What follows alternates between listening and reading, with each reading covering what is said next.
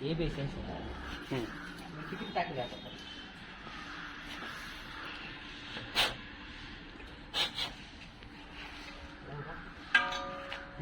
चल ठीक आहे.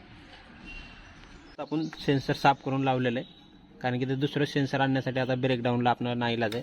त्यामुळे आता बघू थोडंसं त्याच्यामध्ये काय तर अडकलं होतं, उंदीर वगैरे मिळतं का असं काय तर साफ करून चेक करतोय आता. आजकाल आता खूपच गरजेचं आहे आजकाल स्कॅनरचं. काही दिवसांनी पण आत्ताच बघू शकता तुम्ही BS6 गाड्या आल्यात. काही दिवसांनी आता कुठल्या कुठल्या 6 येतात. त्यासाठी तुम्ही पण लवकर काम शिकून घ्या.